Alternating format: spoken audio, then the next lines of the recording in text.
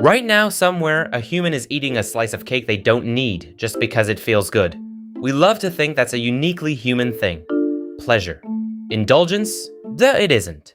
For centuries, we assumed animals only eat to survive. Pure instinct, pure calories. Pleasure, we told ourselves, was our special gift. But when neuroscientists actually looked inside the animal brain, they found something that should make us a little less smug.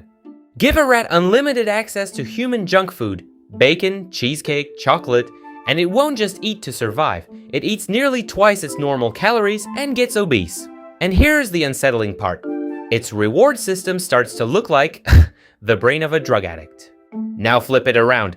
Your cat has zero interest in your ice cream, and it's not being polite. Every cat, tiger, and lion carries a broken gene for the sweet taste receptor.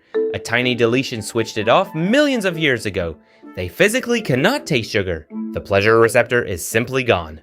Dolphins go further. They lost the receptors for sweet, bitter, and savory. All of them. They swallow fish whole, without chewing. To a dolphin, dinner has essentially no flavor at all. Taste, it turns out, is something evolution gives and takes away. But some animals actively chase the good stuff. In Panama, wild spider monkeys were caught eating fermenting fruit containing 1 to 2% alcohol. Urine tests confirmed they were metabolizing ethanol. Their ancestors have been doing this for tens of millions of years. Scientists call it the drunken monkey hypothesis. And when your cat rolls ecstatically in catnip, that's not random either. The active compound triggers the cat's own internal opioid system, the same chemistry behind a natural high. Block those opioid receptors and the bliss disappears. Jaguars and leopards do exactly the same thing. Pigs make the same little tongue movements we do when food tastes good. Hummingbirds skip the weaker nectar to chase the sweetest sugar they can find. Everywhere scientists look, animals aren't just refueling. They're seeking the flavors they prefer. So what's actually happening in the brain? Neuroscientist Kent Barrage discovered something strange.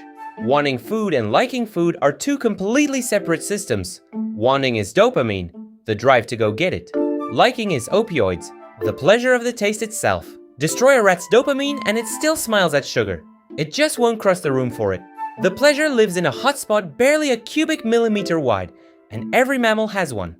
Which brings us to the twist. We can measure the circuits, we can measure the behavior, the preferences, the little pleasure faces, but we can't climb inside an animal's head and feel what it feels. Whether a rat consciously enjoys sugar the way you enjoy chocolate, that we cannot prove. In 2012, a group of leading scientists signed the Cambridge Declaration, stating the hardware for conscious experience isn't unique to humans. The wiring is there, the inner light, that stays a mystery. So if the pleasure machinery is shared, is there anything special about us? Yes, but it's a difference of degree, not kind. We're the only species that cooks, unlocking flavors that don't exist in raw food, and our genes actually adapted to it. We eat together. People eat around 50% more with friends than alone, not from hunger, but from company. And we eat our feelings, reaching for ice cream when we're sad.